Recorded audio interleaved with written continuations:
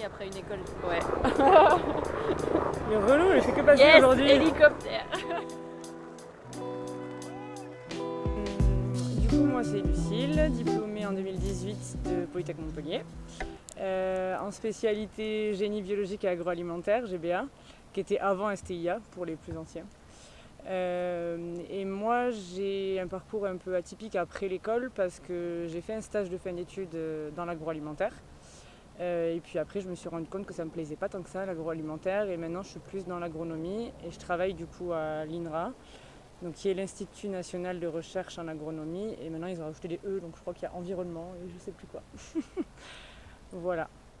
Donc moi c'est Chloé, je suis diplômée 2019 de l'ECPM, qui est l'école européenne de chimie polymère et matériaux de Strasbourg, où j'ai fait la spécialité matériaux et je savais pas trop quoi faire après être diplômée.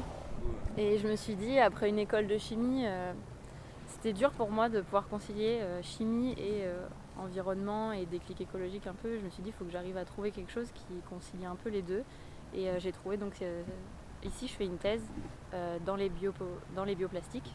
Et on essaye de trouver des alternatives aux plastiques conventionnels qui sont à base de pétrole. Donc je me dis que c'est un peu mieux que ce que j'aurais pu faire si j'avais bossé chez Total ou des choses comme ça. Mais là, je me rends compte que c'est toujours pas suffisant, je pense. Et en fait, j'ai découvert l'Oasis citadine que vous avez visité aujourd'hui, il y a quelques semaines. Et j'ai été visiter et ça me plaît vraiment. Et ça fait longtemps que je m'intéresse à la permaculture. Et je me dis que la recherche que je fais là maintenant, il y aura quelqu'un d'autre qui la fera pour moi. Et moi, j'ai vraiment envie d'être à un endroit où je pourrais vraiment... quitte à former des gens, tu vois, des choses comme ça, je veux vraiment se sentir utile à fond, quoi. Mais après ta thèse, Après ma thèse. quand même. En général, les gens qu'on a rencontrés jusque-là, c'est des gens qui ont voyagé 2 ans, qui ont bossé 2 ans, Ouais. qui ont fait... Qui après font leur virage. Ouais, mais pas que. Hein. Moi, je l'ai eu dès le stage de fin d'études, le virage. Enfin, après, déjà, à Polytech, je crois que je me rendais compte que c'était pas vraiment une spécialité pour moi, je dirais. Mais c'était super intéressant tout ce qu'on apprenait, mais c'était... L'industrie agroalimentaire, en tout cas, c'était vraiment pas ce qui me plaisait. Je suis fille d'agriculteur, je suis pas mal dans le milieu agricole et ça me plaisait pas trop l'industrie agroalimentaire parce qu'on voyait que la transfo industrielle et pas la base du produit. Donc ça, c'est un truc déjà qui me gênait un peu. Et ouais, j'ai essayé de faire mon stage de fin d'études un peu entre les deux, chez un agriculteur mais qui travaillait aussi à la chaîne pour faire emballer les fruits en gros. Et donc j'étais un peu sur le terrain avec les fruits et un peu en chaîne d'emballage. Mais je me suis rendu compte que l'industrie agroalimentaire, c'était pas pour moi, quoi. Et tu avais l'impression déjà de faire un gros virage, parce qu'on pourrait aussi juste dire que c'est une coloration que tu donnes, parce qu'en agronomie, tu t'occupes des compétences que tu as pu avoir. Bah, plus ou moins. En fait, moi, j'ai été diplômée, donc j'ai fini mon stage en août de 2018. Ouais, c'est ça, 2018. Et je voulais pas travailler du tout en tant qu'ingénieur. Et je suis partie voyager un petit peu quelques mois. J'ai fait un tour en interrail en Europe. Et je suis allée voir pas mal de copains qui étaient en Erasmus un peu partout. Enfin voilà, j'ai bougé. Et il y a une offre qui est passée sur... C'est Polytech qui a envoyé des offres des fois des anciens profs, enfin des profs qui ont envoyé ça aux anciens élèves. Et il y avait une offre à l'INRA dans la recherche, mais plus avec des agriculteurs. Et pour développer un projet super intéressant en fait qui aidait les petits agriculteurs à se développer sur des variétés anciennes de céréales, transformées d'une manière particulière parce que c'était transformé avec des moulins à molle de pierre. Et après pour faire des pains au levain et des pâtes artisanales. Et donc je me suis dit, c'est super intéressant, mais ils cherchent un ingénieur agronome, que je ne suis pas.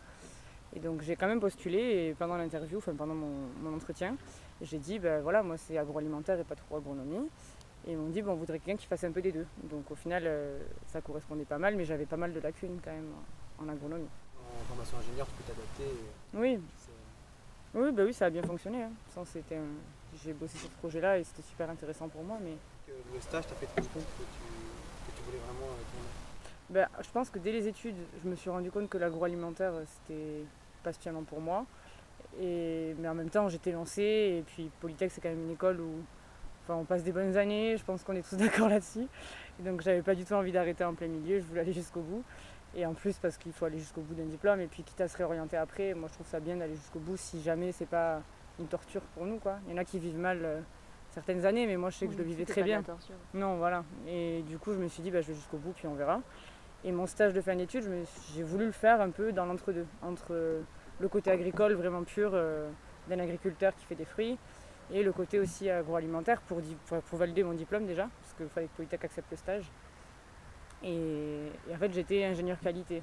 Bon, voilà, ingénieur qualité, c'est que je m'occupais de tout ce qui était réglementation donc là c'est sur les fruits, de la récolte jusqu'au produit fini qui était emballé. Donc je suivais dans les champs ce qu'il fallait mettre comme traitement chimique, tout ça parce que c'était pas en bio du coup. Et après je suivais aussi au niveau de la chaîne d'emballage tout ce qui se passait. Et après sur des contrôles qualité. Et du coup, en choisissant ça, je savais que je choisissais quelque chose qui était vraiment entre deux. Et ce stage m'a montré que le travail à la chaîne déjà pas ouf. Et ça m'intéressait pas trop. Et que le côté agricole m'intéressait beaucoup plus. Et donc du coup, c'est là où je me suis dit, je vais pas bosser en tant qu'ingénieur à la chaîne, quoi. Enfin, pas ingénieur industrie. Mais du coup, le stage de fin d'études m'a aidé à finir de me dire que ça me plaisait pas. Et Ça a confirmé ce que tu pensais tout au long ouais, de voilà. voilà. Mais je me suis pas non plus entièrement décrochée de ça. Mais tu vois, après, moi, j'ai fait un peu comme toi. Pendant 6 mois, je suis partie un peu partout en Europe. Et comme Chloé, j'ai fait 6 mois en Argentine. Moi, j'ai pas fait un an, j'ai fait 6 mois. En stage de fin... Non, pas en stage, en semestre de 5A. Et en fait, je me suis dit que j'avais envie de voyager, mais c'était pas trop un métier, du coup. Mais voilà. Mais moi, j'ai pas eu trop le truc écolo, par contre, en Argentine. Plus le truc de je veux voyager. C'était que là-bas, c'était tellement flagrant. Ouais. Déjà ici, le point de vue recyclage, etc. Mais là-bas, c'était tout emballé, tout du plastique. C'était que ça, et tu peux voir que ça, quoi. D'un point de vue, Et les déchets dans la rue. Ouais. Mais du coup, le virage, je pense qu'il se fait à tout moment. Mais il y en a qui s'en rendent compte pendant les études, il y en a qui s'en rendent compte après, quand ils commencent à bosser. Il y en a qui s'en rendent compte au bout de 10 ans, parce qu'ils ont un déclic. Mais je pense qu'on est plusieurs à pas avoir un profil type de on est ingénieur, on travaille dans une industrie et on monte en grade au fur et à mesure de la carrière et voilà. Et c'est bien d'être différent. Ce que David nous disait, qu'avant tu avais la crise de la cinquantaine, la quarantaine. Maintenant c'est tous à notre crise de vingtaine. Ouais, c'est clair. C'est clair, mais c'est bien. Il y a quand même pas mal de gens qui sont dans cette réflexion. Je me demande pourquoi les gens ils sont toujours un peu tout seuls à faire ces étapes-là. Et tu vois, ils partent en voyage, 6 mois, ils reviennent 2 ans après le voyage. Mais beaucoup de notre génération, là, on se rend compte en discutant un peu avec les gens. Je trouve ça très solitaire. C'est fou. Hein.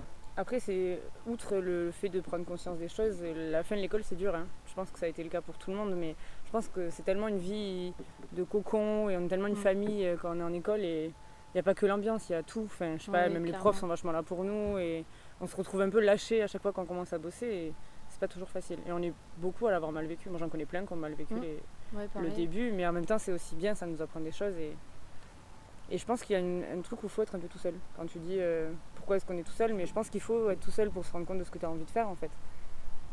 Parce que tu t'es dit, enfin moi je sais que j'ai fait une école d'ingénieur parce que je savais pas quoi faire. Enfin, j'ai fait un bac S parce que j'étais forte en maths et que je savais pas quoi faire. J'ai fait une école d'ingénieur parce que je savais pas quoi faire. C'est ça le problème, c'est que jamais on nous pousse à nous poser plus la question. C'est voilà, c'est juste t'es bon, fais une prépa ou fais une école d'ingé intégrée. Toi t'étais forte en chimie, t'as fait une école de chimie. Mais c'était pas je suis forte en chimie, c'était je suis pas très forte en maths et en physique. Bon, t'as des notes plutôt moyennes en chimie, peut-être tente une école de chimie, mais c'est pas parce que t'as des bonnes notes dans une matière que cette matière te plaît. Tu cherches où est-ce que tu peux être rentable, où est-ce que tu sais pas. Mais c'est ça, c'est genre, t'es même plus un humain, quoi. T'es de la main d'œuvre pour une entreprise à laquelle tu vas faire gagner de l'argent, quoi. Ouais. Du coup, c'est quand même bien de ce côté solitaire, là, comme tu dis, enfin, le côté où maintenant tu te dis, bon ben voilà, maintenant j'ai un diplôme, ou alors, bon ben voilà, maintenant j'ai mon bac, ça peut arriver même plus tôt, hein. Ben, qu'est-ce que j'ai vraiment envie de faire ? Et ça, je trouve qu'on se posait pas assez la question avant. Non. Nos parents, ils nous disaient, faites une école d'ingénieur, vous aurez un diplôme et vous aurez du travail. Bah ouais, c'est bien beau d'avoir du travail, mais ça nous plaît pas. C'est vraiment une question de collégien, quoi. Ce serait une question de collégien. Qu'est-ce que je vais faire plus tard ? Il faudrait se la poser pour le vrai.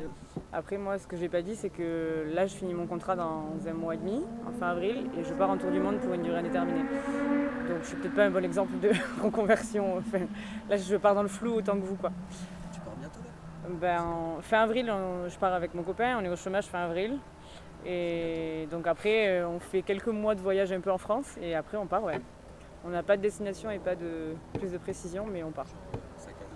Sac à dos et à pied, je pense, en Europe au départ. Enfin, à pied, en stop, en bus, en train. Mais pas d'avion dans l'idée. Et des rencontres. Si on reste 6 mois dans le premier pays où on va, on restera 6 mois. Voilà. Vous allez vous arrêter genre en Allemagne, vous allez kiffer. C'est possible, hein. On va faire du woofing un peu Et vous partout. restez un donc, an en Allemagne. Bah, à tout moment, hein. En Italie, peut-être plus qu'en Allemagne. C'est génial comme projet. Ouais. Du coup, t'as pas de projet à long terme là dans un an, Le voyage, Si on te pose la question, où est-ce que tu te vois dans 3 ans toujours en voyage aussi. Non, vraiment, c'est... T'as fait un petit peu partout, continuer de rencontrer du monde, Ouais. voyager. Bon, on a économisé un peu d'argent tous les deux. Après, on part pas non plus avec une somme astronomique, mais on part avec un minimum. Et après, on bossera sur la route. On va faire pas mal de woofing, je pense. Enfin, des volontariats de tout type sur la route. Et... Tu es ingénieur. Peut-être, on sait jamais, hein. Franchement, on n'est pas fermé. Mais ingénieur sur 3 mois, c'est un peu compliqué. Parce que le temps de se mettre dans un projet et tout. Après, si un projet nous plaît et qu'il faut des ingénieurs, on y va. Hein.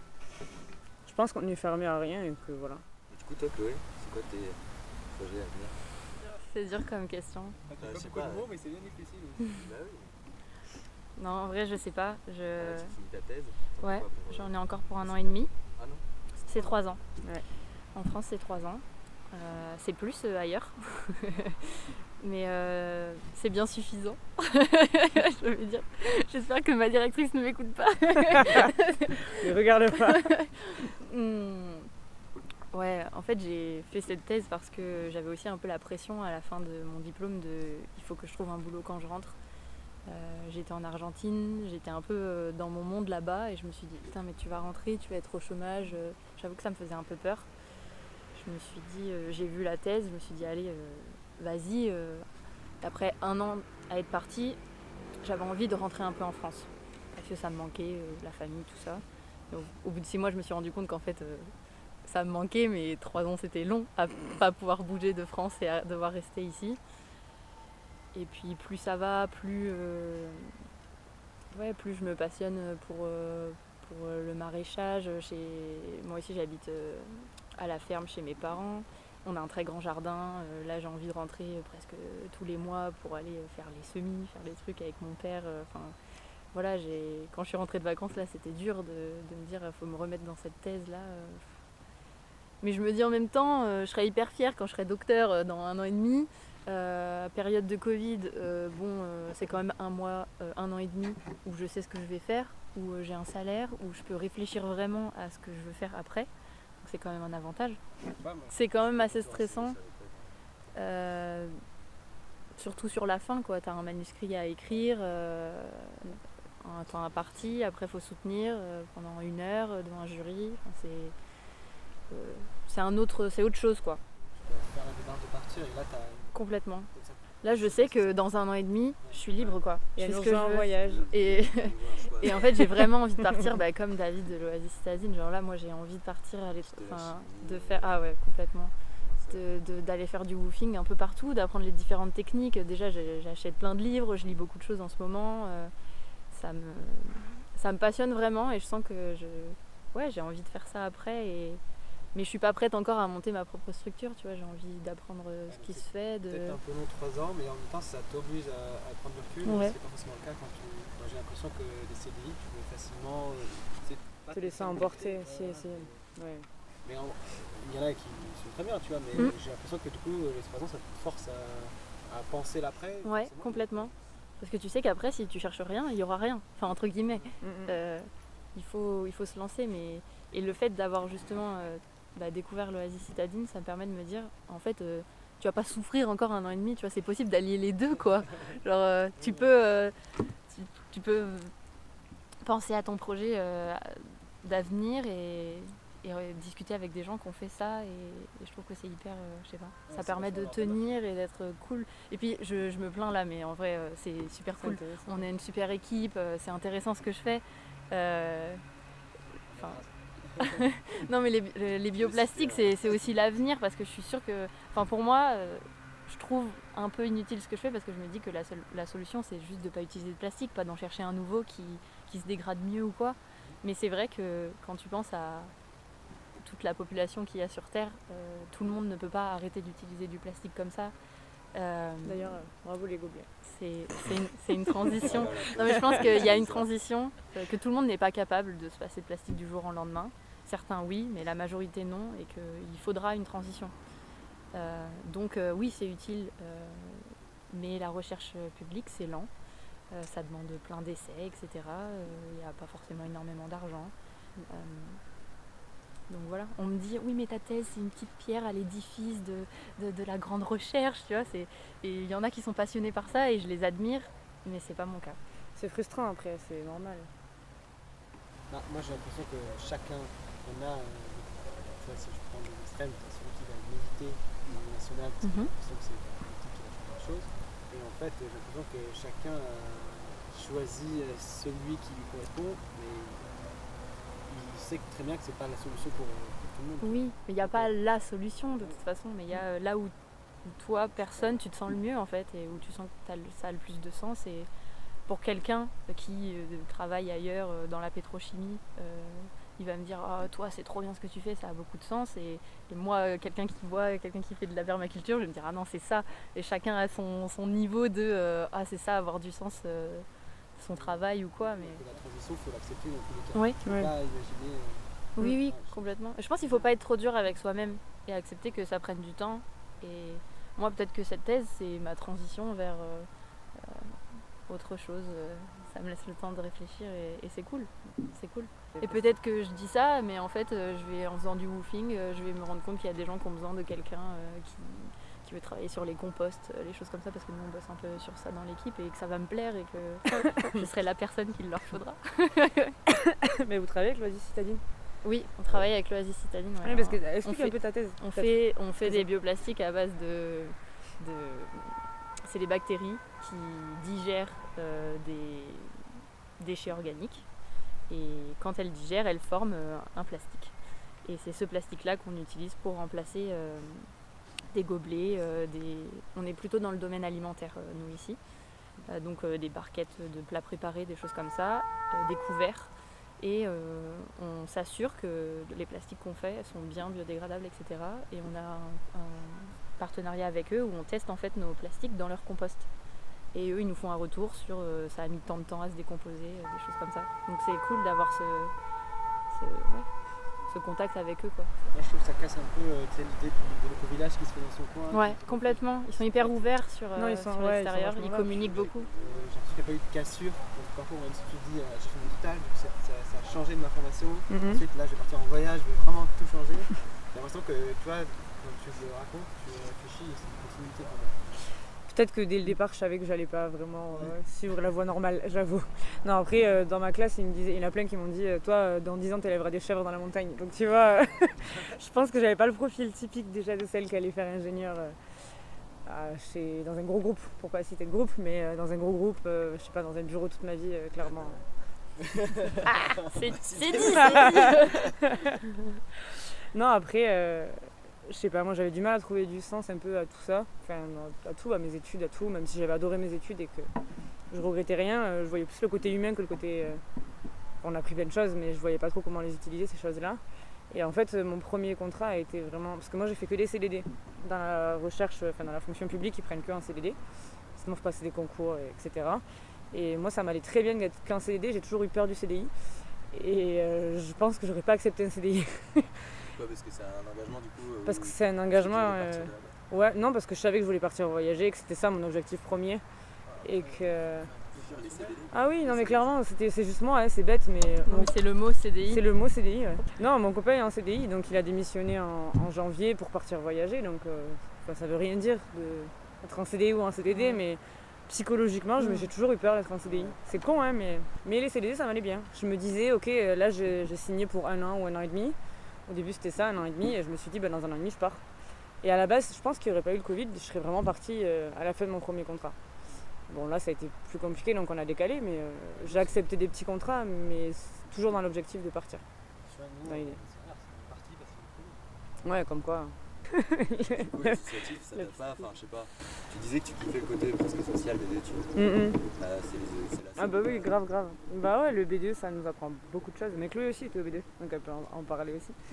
Mais oui, le B2, ça nous apprend beaucoup de choses, je pense. Mais après, pas que le B2, enfin tout le système un peu polytech, avec les événements qu'on a, avec tout, l'intégration, on est vraiment une famille, quoi. Les gens, que ce soit B2 ou d'autres assos, prennent en main, ils se rendent compte qu'ils peuvent faire des choses eux qui sont juste spectateurs. Et C'est forcé à rien. Ouais, voilà. Ouais, tu fais ce que tu as envie de faire. Être acteur de ce que tu veux faire. C'est que c'est tellement plus que juste des cours et le diplôme qu'on t'offre. Ouais, c'est ça. Et pour moi, c'est presque un peu petit labo. Tu vas tester ce que tu veux faire après. Il y en a qui n'ont pas spécialement ça. Il y en a qui n'aiment pas spécialement le BDE ou l'associatif en école et qui se rendent compte après que il y a des choses quand même qui les ont intéressés. Enfin, je sais pas, je pense qu'il y a tout profil. Il ne faut pas en nous écoutant se dire bon, il faut absolument que je fasse le BDE ou il faut absolument que je m'investisse. Non, dans tous les cas, il faut faire comme. Après, je pense que plus les générations avancent, plus ça va se développer aussi. Enfin, on est de plus en plus sensible à tout ça. Donc, Nous, on avait, je sais pas si vous aviez Ingénieurs sans frontières. Si, ISF, mais pas à Montpellier, je crois. Ouais, Nous, à Orléans, on l'avait. Nous, c'était développé pas mal quand je suis arrivée, mais ça a explosé quand je suis partie. Parce qu'avant, c'était c'était les pouilleux ISF, quoi. Genre, c'était les petits écolos là qui faisaient leur truc, et nous, moi j'en faisais partie. Et on a développé, on faisait des ateliers pour faire son déo, des trucs comme ça. Ouais. Ça a trop bien marché, genre les gens étaient à fond. Et là maintenant, Comme de ma promo, on est beaucoup à être partis dans l'environnement, des choses comme ça. Et ils reviennent pour faire des interventions dans l'école, et on sent que ça prend, tu vois, et qu'ils sont limite à vouloir refaire une spécialité plus développement durable, quoi. C'est cool. Ouais. Dans une école de chimie, ça influence carrément. Ça, Ouais, c'est complètement. Donc c'est Ouais. chouette. On a un impact. Mais en tout cas, c'est bien que les choses changent. Mais je pense que, c'est bête ce que je veux dire, mais maintenant c'est à la mode de faire d'être écolo et autres, ça devient à la mode, alors qu'avant Mais c'était tant plus mieux, un truc. tant Mais oui, tant mieux. mieux. Non, mais c'est pour dire que Trop bien. c'est de mieux en mieux, et du coup, au moins les gens ont envie aussi. Maintenant, il y a des gens qui ont envie d'acheter zéro déchet alors qu'ils sont pas firmes écolo, mais juste c'est devenu un peu un c'est truc la de mode, bobo et donc, à la mode, donc tant mieux, ça se développe, quoi. Ouais, un seul truc que je voulais dire, c'est que sur mon premier contrat, ça n'a pas été facile, moi, mon contrat. Genre, j'ai été diplômée et je suis tombée sur une chef très compliquée, genre perverse narcissique, et j'espère qu'elle m'écoutera, qu'elle saura qu'elle est perverse narcissique, parce que je pense qu'elle ne le sait pas. Enfin, ça a été très très compliqué mes 6 premiers mois, presque dépression, je voulais démissionner, enfin ça allait pas. Et ça a été un peu une claque après l'école, et j'ai rebondi et j'ai quand même continué le contrat que je faisais. Et j'ai découvert des trucs super avec des agriculteurs vraiment intéressants. Et là, j'ai la motivation de partir, et faut se dire qu'il faut pas avoir peur, quoi. Même si ça se passe pas bien le début d'un boulot, ou même si les études se passent pas bien, faut pas hésiter à redoubler ou à réessayer ou à faire autre chose, mais faut pas hésiter, quoi.